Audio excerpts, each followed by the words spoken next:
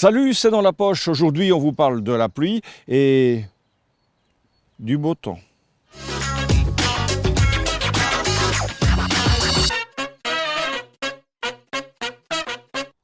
Bon, vous connaissez le dicton, en avril, ne te découvre pas d'un fil.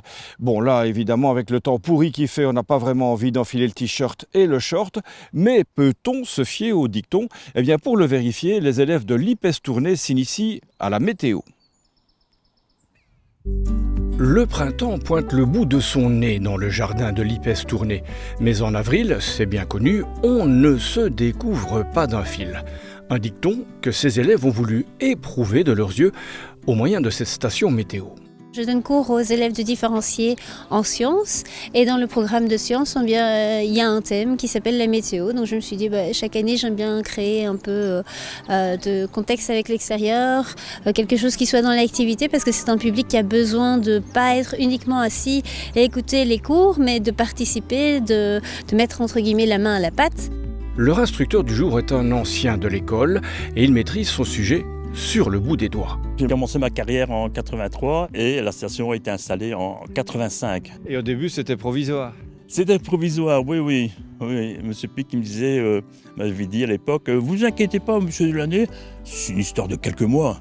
Et bien voilà, ça a duré plus de 35 ans. Il faut toujours tenir le thermomètre légèrement incliné, parce que si on l'incline dans l'autre sens... Au fil des ans, Luc s'est perfectionné dans son deuxième métier, au point de devenir le monsieur météo de l'IPES.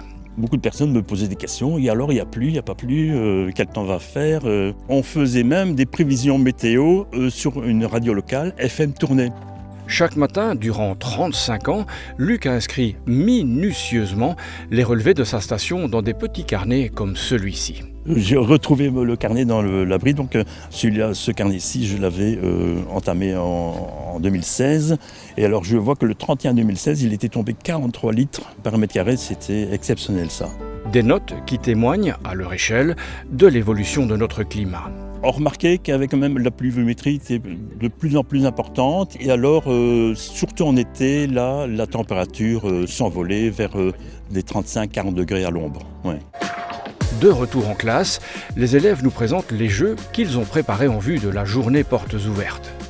Altitude basse, compension gouttelette, dos au cristaux glace.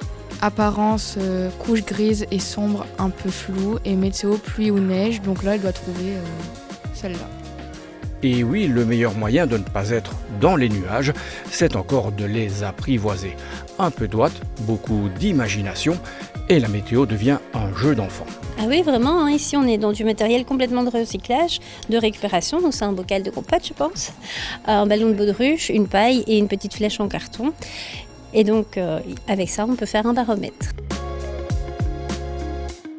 Mais dans quelques semaines, fini de bricoler, Madame Dirix et ses élèves ont eux aussi leur propre station météo grâce à la cellule développement durable. Quand on nous demande, par exemple, de réaliser des plans comme celui-ci, dans ce cas-ci, c'est la station météo, on est en support technique pour réaliser ce genre de travail. Et cette station météo, elle va être réalisée par qui? Par la Promsoc à Ornu, section adulte. En attendant, les élèves testent leurs instruments au gré du vent. Allez, encore quelques réglages avant d'être prêts pour le jour J. Direction maintenant La Roche-en-Ardenne, on va voir quel temps il fait là-bas et on rejoint les élèves de Hainaut-Condorcet-Marcinelle qui se sont mis au vert pour faire travailler leur matière grise.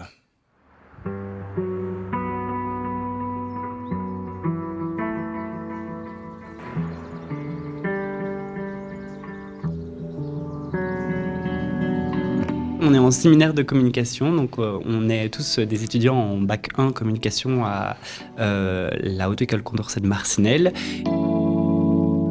Le projet, c'est les familiariser en fait avec finalement des grandes notions de communication autour d'un plan de com par exemple, comment réaliser un plan de com, c'est quoi les objectifs d'un projet, le public cible, le message, quels outils on peut utiliser, parce que finalement c'est des notions qui sont difficiles, mais nous, à travers le séminaire, en tout cas, on les prépare à ça. On avait déjà un logo, ici on teste d'autres trucs, mais il faut que ça rentre dans un fond, c'est pas facile. On avait déjà essayé de faire un logo et on avait réfléchi à ça. Une bougie. Ils sont dans un projet où ils doivent raconter un projet commercial. Et donc, comment on fait pour raconter à des gens avec le regard, avec l'intention, l'émotion, le contenu, et pour avoir envie d'être écouté. Le meilleur storytelling, c'est quand même Coca-Cola et le Père Noël. Qui raconte une histoire sur Père Noël, ça n'a rien à voir avec le Coca-Cola et en même temps on fait l'association. Eh bien on travaille ça, on travaille l'imaginaire, on est des grands enfants aujourd'hui et on s'amuse, on rit beaucoup, mais on se surprend aussi de faire rire des autres et de donner l'envie d'être écouté. Le matin, je me suis réveillé, j'étais très heureux. Parce qu'ensuite, après m'être lavé, après m'être bien brossé les dents, je me suis habillé en motard et j'ai pris ma grosse Harley Davidson qui fait beaucoup de bruit. Et j'ai roulé vers le sud. Il y avait beaucoup de soleil. C'est prendre la parole, communiquer, savoir communiquer, comprendre les mécanismes de la communication en se disant ça, je peux facilement, moi, dans ma tête, le comprendre, je pense pouvoir le défendre. Et l'oralité, par contre, on se rend compte qu'il y a une première barrière, un premier barrage, une première frontière à franchir.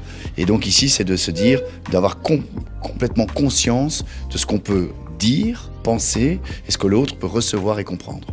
Donc à 10, le groupe là, je veux voir un sapin de Noël. 1, 2, 3, 4, 5. J'ai appris à me structurer, parce que communiquer c'est bien, mais il faut quand même avoir une structure pour que la communication soit efficace. Et je pense qu'ici, pour l'instant, c'est ce que j'apprends jusqu'à maintenant. À l'école, on réfléchit souvent à l'école, comment faire les meilleures notes, etc. Alors que eux poussent notre imagination, notre façon de faire beaucoup plus loin que ça. Vraiment de comment travailler à l'extérieur, etc. Et c'est, en tout cas pour moi, ça m'apporte vraiment ça. L'autre groupe, attention à 10, je veux voir le concours de Miss Univers. 1, 2, 3, 4, 5, 6, 7, 8, 9, 10, photo ne bouge plus. Ça marche, on y va ? Ok. Le sketchnoting est un outil intéressant tout d'abord parce qu'il est low-tech. Donc avec très peu de moyens, on peut l'utiliser où qu'on soit. Sur un capot de voiture avec de la craie, dessiner dans le sable avec un bâton. On peut évidemment aller un peu plus haut qu'avec le bâton dans le sable. On utilise du papier, des marqueurs noirs et des couleurs. Et donc on est dans une technique de communication virale, low-tech, à partir d'un dessin qui explique un événement ou un concept à travers ce dessin-là. Mais qui n'est pas complet par lui-même, il est complété par une narration, par un storytelling. On va développer un projet. En l'occurrence, nous, c'est développer une radio en Wallonie. Et donc, on décide de développer une radio 100% féminine qui va s'appeler Witches. Ils apprennent beaucoup dans le sens où quand on voit les étudiants avant le séminaire et après, on peut dire qu'il y a un grand changement. Et certains étudiants d'ailleurs qui sont parfois démotivés avant d'arriver par rapport à l'école, ils sont peut-être parfois en décrochage. Le fait de vivre en groupe et d'être comme ça dans une équipe, de vivre ensemble, etc.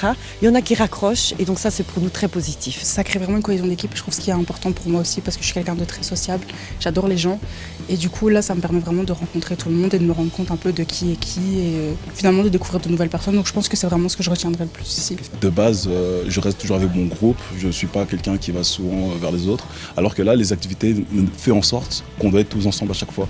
Du coup je découvre des personnes que je connaissais pas certaines facettes d'eux.